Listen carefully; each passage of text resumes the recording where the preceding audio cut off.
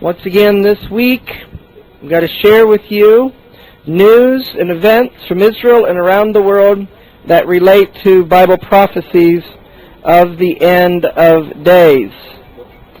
As you know, and as I've been sharing over the past year or two, that in the day of Yahweh, in the darkest part of the day of Yahweh, is a term for the tribulation period. The land of Israel will be divided by the nations. The city of Jerusalem will be divided by the nations. And that's what we're going to begin to see the status of from news in the past week in Israel, beginning with September the 7th.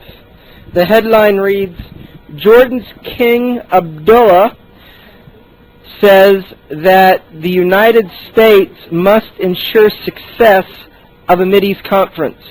Jordan's King Abdullah II told top American officials on the Middle East Thursday that the U.S. must work hard to guarantee the success of an international peace conference scheduled for November. He went on to say that the U.S.-sponsored conference must tackle all outstanding issues between Palestinians and Israelis.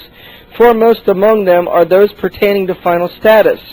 The king was referring to core issues that have tormented Mideast peacemakers for decades, such as Palestinian refugees, final borders, and the fate of Jerusalem.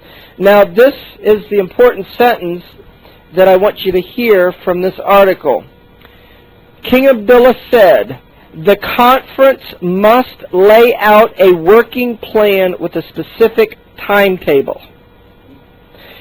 Therefore, the Arab world and the quote-unquote moderate Arab states, as well as Mahmoud Abbas, has said that this November meeting must not only include an agreement on the establishment of a Palestinian state, but an implementation schedule to do so. And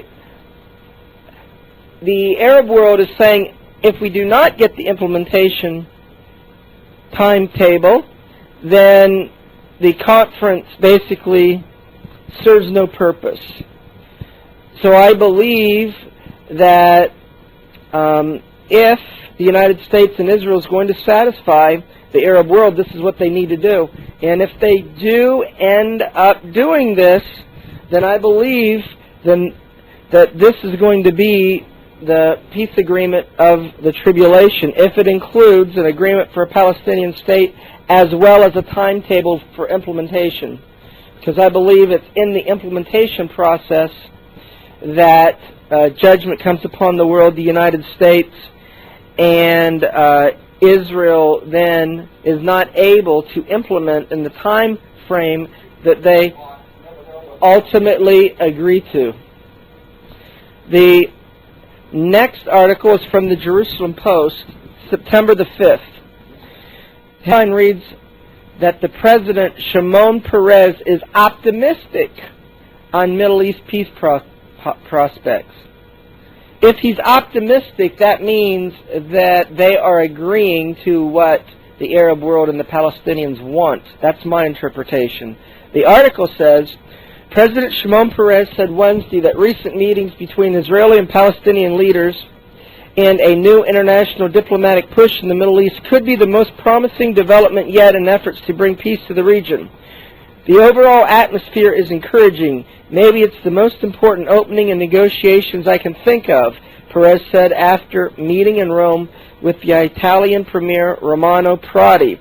It's not over yet, but it's a good start, Peres said, referring to a series of meetings between Prime Minister Ehud Olmert and Palestinian Authority Chairman Mahmoud Abbas. Peres, a veteran statesman and Nobel Peace Prize laureate, was in Italy for 5 days of talks with top government officials and the Pope. Next article is from Israel National News, September the 7th. The headline is, Likud Party leader Benjamin Netanyahu attacks current Prime Minister Ehud Olmert's plan to quote-unquote give without receiving. Speaking at a special mid-recess Knesset session Tuesday morning, opposition leader Benjamin Netanyahu spoke of the dangers of Prime Minister Olmert's intention to give away most of the West Bank, Judea and Samaria in a new diplomatic initiative being negotiated with Fatah leader and Palestinian Authority Chairman Mahmoud Abbas. We keep hearing about an international summit in November in which we will more or less promise to give away more land in another unilateral withdrawal, Netanyahu said. It wasn't enough that we retreated in Lebanon and Gaza, that now they're planning another one. Netanyahu was referring to ongoing negotiations between Ehud Olmert and Mahmoud Abbas, known as Abu Mazen. The goal of the talks is to reach an agreement in principle of a withdrawal from nearly all of Judea and Samaria in exchange for peaceful relations with the Palestinian state to be formed there. So they'll say that it's not unilateral. Rather, and now we have a partner, Netanyahu continued. And who's the partner? Abu Mazen. He's a partner? Reciprocity is when you get something back in exchange for what you give. But what will we receive? Will we receive the complete nullification of the right of return to Israel? We know that we will not. Did you catch that? Will we receive the complete nullification of the right of return to Israel? We know we will not. He is stating that there is going to be a return of quote-unquote Palestinian refugees in a final agreement. That's the key to that statement. He goes on to say, will we receive sovereignty over Jerusalem? No, we know that our government has ceded this. In other words, the Israeli government has agreed to divide Jerusalem. And it keeps going. With every Olmert Abbas meeting, another 100 terrorists are freed, as we heard this morning, and that's when they meet here. When they meet in the U.S., it's hundreds of terrorists who go free. And we hear that at the summit they're going to be talking about thousands, not to mention the guns that the Palestinians keep receiving. Netanyahu said that Olmert's low standings in the polls, he's got about a 3% approval rating, means he has no moral mandate to make such concessions. Everywhere you go, you hear that people know and realize that these concessions are not the solution. The public wants something else. There's only one way to solve this, and that is to have new elections. We say to do this duo that has brought us rockets in the Galilee and the Negev, that we don't want rockets in central Israel as well. Now, pay careful attention to the next part, because it is the response of Foreign Minister Tzipi Livni, which represents the government's position. Minister Livni opened by clarifying that if there is any agreement with the Palestinians, it will be brought to the government for its approval and then to the Knesset for ratification as well. She said that her government's policies are predicated on two basic principles. We clearly distinguish between the Gaza and Judea and Samaria in the most extreme manner. Gaza is run by terrorists, while the other is led by a moderate democratic government that accepts the two-state solution and is a part of the international community.